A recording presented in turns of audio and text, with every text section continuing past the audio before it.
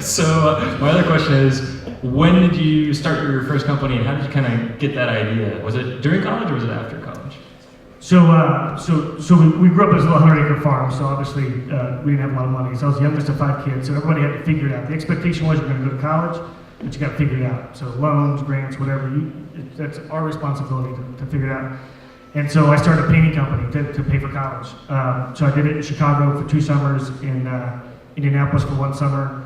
In the summers we'd peak up at 14 employees. Year-round I'd run 3 employees, and that's how I paid for my college.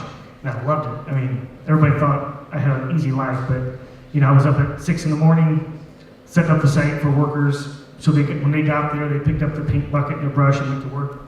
I did all the cleanup work, and then I'd go out and do estimates all night long.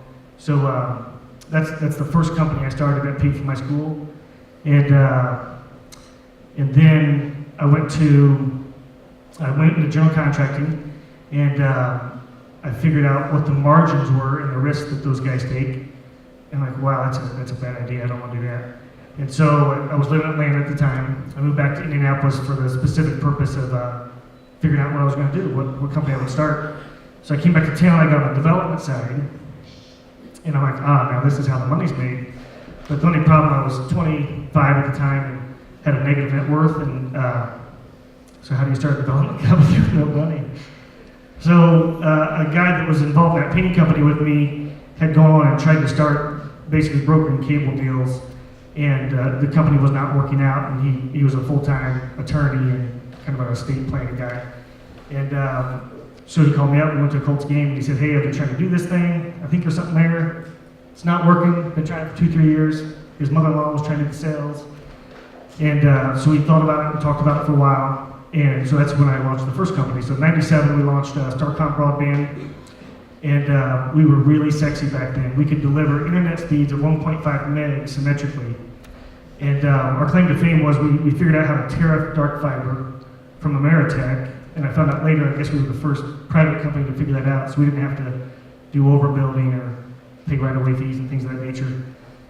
And once we figured that out, it took us about a year to negotiate that deal with Ameritech. And so we're building this. We were first launching it in Ann Arbor, Michigan, and Comcast had just bought, I think it was MediaCom up there. Anyways, the bottom line was Comcast showed up in town, saw what we were doing, and from phone call to done, cash in the bank was 10 days. So that was the first deal. So just trying to recognize opportunities, and I guess the kind of interesting thing was I had a lot of relationships with developers, and that's who my first customers were in that business. So that whole general contracting dream actually, I guess, paid off theoretically. Wow, so 10 deals from offer, or 10 days from offer to done deal. Yeah, so from day one when we started that business, so it was started in '97 and sold in 2001. And so from day one, and this is a recommendation for any entrepreneur, when you're building something, we thought very, very specifically about what are we going to build, and will we have an asset that we can sell? And is there a market for somebody to buy our asset?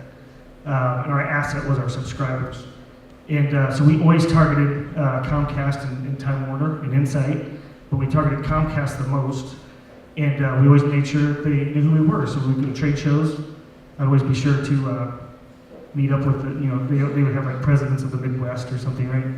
And so I'd always make sure that I was friendly to them and they knew who we were and what we were up to. And it was building those relationships, I think, over the course of that several years, that they already knew who we were and that we were honest people and worked hard to provide a good service to our customers. And so they were already familiar with us when they made the phone call. And it was an asset purchase, and so it was literally going through the contracts and checking the boxes and make sure they were all real and valid. And, so 10 days, fastest deal I've ever been involved in. So I got